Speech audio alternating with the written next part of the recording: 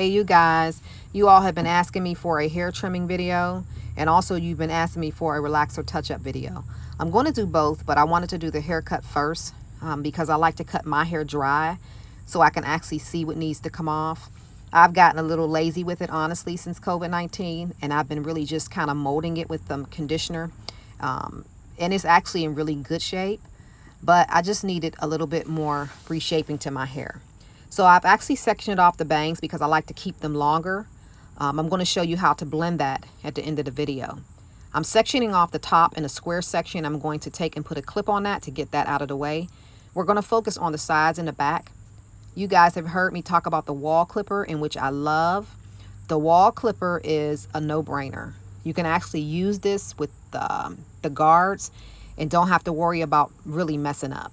So you start with the largest guard first, which is number 3, in which I'm doing. You guys, this is where your knowledge of cutting hair comes.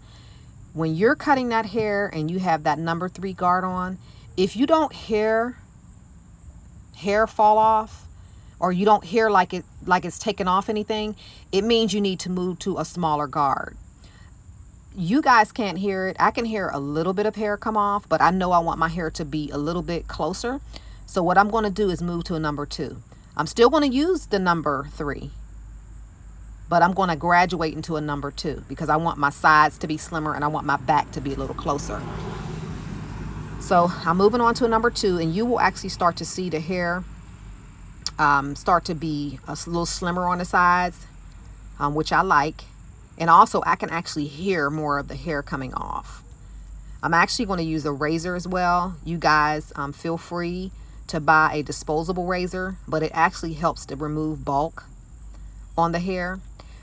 In the back section of my hair, there's a little corner where I have a cowlick ever since I've been younger. And just through trial and error, I've learned that corner section of my hair, really a number 1 guard would take it too close where it would be a bald spot.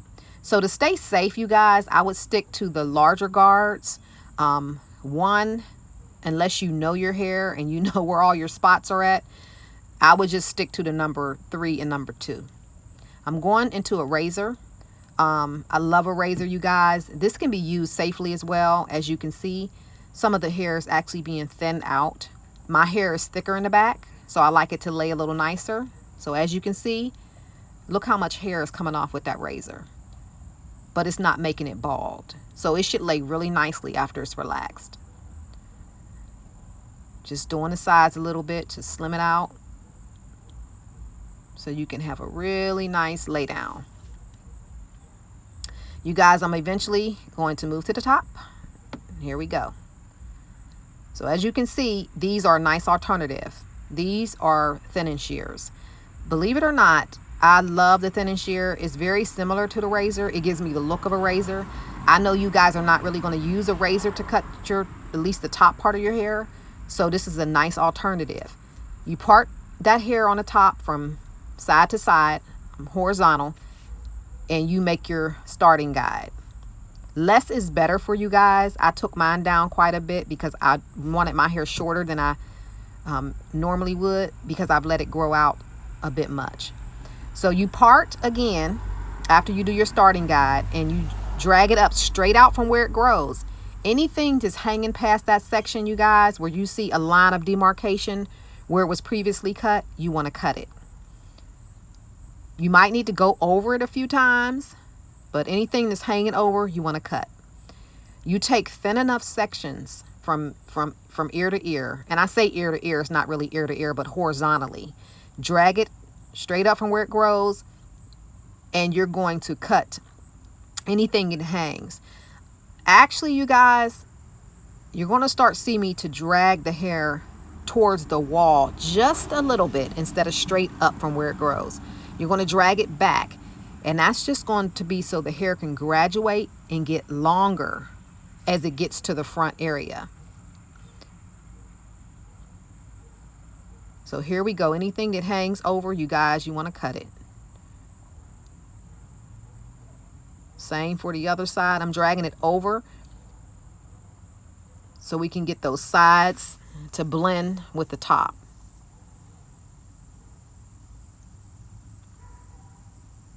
So anything that hangs past that, you guys, you see all of that, it needs to go. You're really going to start see the graduation when I take the bangs loose, and you're going to see how you can keep those bangs long. So you actually just take it a little bit from the sides so that it blends, and anything that's hanging over or a little point, you can cut that. Now we're going to move on to that middle back area. I go downward now. Now you want to go vertical, and anything in between from that top and the back, anything that's hanging over, you guys, you want to cut it. You guys, it might not be perfect, and that's okay. This is all trial and error. This is how I learned to cut my hair before I was even licensed. I did so much to my hair, but this is how I learned how to cut my own hair. People would always ask me, who cuts your hair? This is something that I've learned how to do, and of course I became licensed, but the more you work at it, you guys, the better you'll get. Go for it. You guys really don't know what's going to happen these next few months with the flu season. We just don't know. So it's good to be in the know and learn how to do some things. Even if you don't get it perfect, you know how to get by. So let's work on this front bang area. You guys, I'm parting it really thin, and I'm going to drag it back now because I don't want any of my bangs to really be cut. I want to keep the length. So you'll start to see how I'm taking off less and less hair, but it should blend really nicely. So lift out, drag back just a little bit, and keep moving up until you run out of hair to cut. See, less and less hair is coming off. You guys, you've already cut the sides and back down with the clippers. You've blended it, the sides, and you comb through it a few times if you need to. But as you can see, as I'm dragging this hair back, it's keeping the front long still. So I'm just taking off just a little bit. You guys can use regular scissors. It's fine. I just love the thinning shears. So you keep moving it forward, taking off very little so that it can blend. And it's moving along just as I need it to. Some people will actually blow dry their hair and wear it without any curl in it. I'm not that bold, but I do mold my hair and I will not curl it. But if it has a nice haircut and a nice shape, it always will look great. So as you can see, I'm just going back over anything that hangs. I'm cutting it. Worst case scenario, you guys, wear a hat or a scarf if you mess up, but how else are you going to learn? So here we go. You can actually see the shape in it. It's almost like a mohawk look as it graduates. So it did just what I needed to do. Once it's relaxed, it's going to lay really, really nicely.